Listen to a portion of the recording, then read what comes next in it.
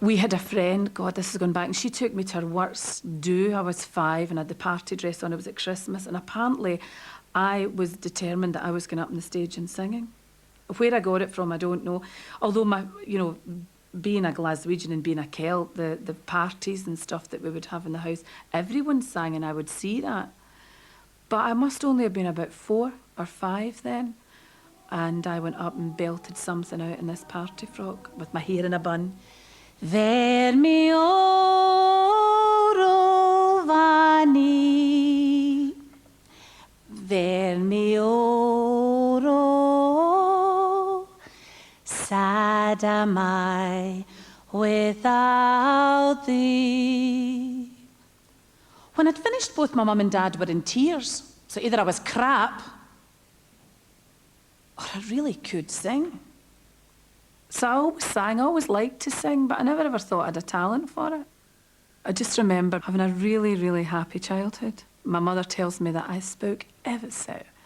They don't know where I got it from, but I was very precise and very correct. We were a working class family, but my mum and dad worked very, very hard. My mother was the first woman ever to work night shift for United Biscuits. My father was a roofer. He was just a very quiet man. Although Brenda started singing semi-professionally at the age of 12, working the Glasgow social club circuit, she was canny enough to finish her education and qualify as a primary teacher. After working in Canada and then Abu Dhabi, she got the break she'd been waiting for, when a wealthy businessman heard her singing in a local hotel. He came to hear us and he said, "I won't get you a gold album, Brenda." So him and his family actually sponsored me to come back to London, and they put all the money in, and we made an album called The Singer. But without a big promotional campaign behind her, the album didn't make the charts. It was the loneliest time in my life. I decided for something to do, really, and that is the God's honest truth, for something to do, to sing, because I wasn't getting to sing either, I would enter Opportunity Knocks.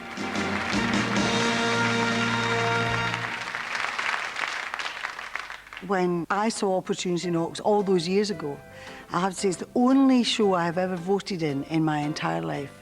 And I couldn't help but listen to this girl singing. And I was going, that's that girl from Urrington. I'm leaving today. I want to be a part of it. New York, New York. I was the audition pianist on Bob Says Opportunity Knocks. I can't remember how many people we did audition for a series, but it was in the tens of thousands. You're kind of sitting there and you're going, well, here we go, another singer. Right, she's going to sing that. Fine. And when somebody like Brenda starts to sing, everybody in the room just goes, whoa, what is this? And right away, it becomes a special occasion instead of another run-of-the-mill day of auditions.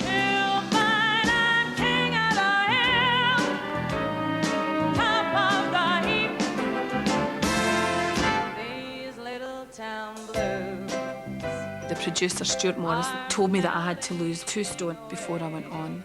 You know, there's this guy sitting there, huge, and he's telling me that I had to lose this weight, 2 stone, in order, then he would put me on. So I went home and I thought, I don't need this enough, you know, for someone to speak to me like this. I'll make a brand new start of it in old New York, if I can. So I went back the next day, you know, full of fire, sang again. I said, look, if you want me to sing for you, Mr. Morris, I said, I'll sing. See, if it's Tits and Ash you're looking for, there are 200 out there waiting to audition for you. I said, so take one of them. I said, but I sing and I'm a singer, that's what I do. But he burst out laughing and he put me on.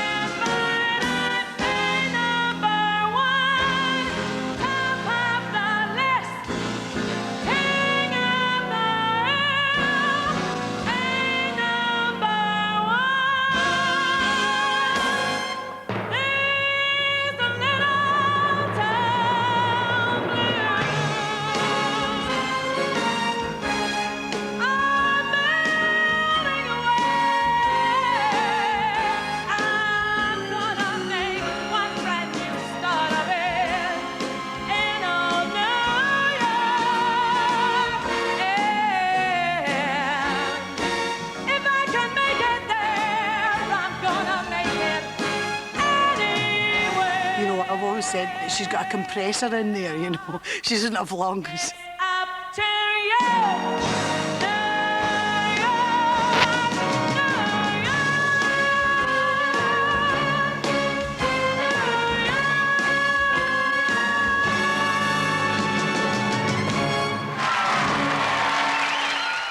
I think it was the first time they'd had a live vote coming into TV Centre. It's got me going. It's actually got me leaking, I tell you. That's actually got me going. I'm sorry about that, but this is live TV. There's nothing to do about it. So we had to go off the air for an hour and go up and wait for this vote coming in, and they counted all the telly. Oh, I'm sorry.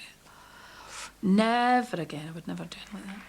Brenda, you have a lot to beat if you're going to come ahead of anybody here tonight. Garrison John's in the lead with 30,800 odd, and followed behind by Matt Mudd with his fine performance. Diamond Leighton, everyone gave fine performances, have had fine votes. May we hear the national vote for Brenda Cochrane? The national vote for Act number 12, Brenda Cochrane, is 112,783 votes. It suddenly hit me. This was what it was about. It was about winning.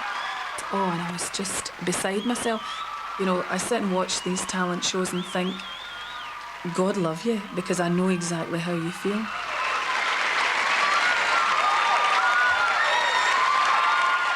After she won Opportunity Knocks, was asked to go and do Star Search in the States, which at that time was the biggest talent show. And she was representing Scotland there. And of course, perfect score, won it, 70 million viewers. Adore it. But she came off stage and they said, you know, Brenda, there's a phone call for you, you know, amongst all of them. And it was Barry Manilow.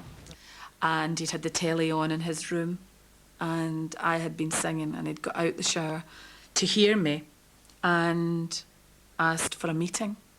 So he was in Dublin doing a concert, so I flew to Dublin to meet him. And we sat for a good hour and a half, 2 hours talking. And then it never happened.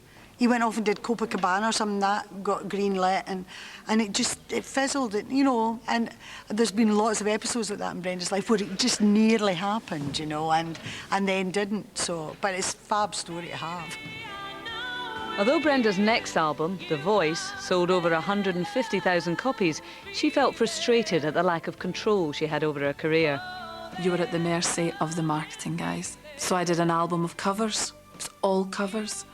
And I was signed to the TV division of the record company, which meant all covers, TV advertised, maximum exposure, sell as many records, but not really develop the artist. As long as it was selling records, that was it. There's no welcome look in your eyes when I reach for you.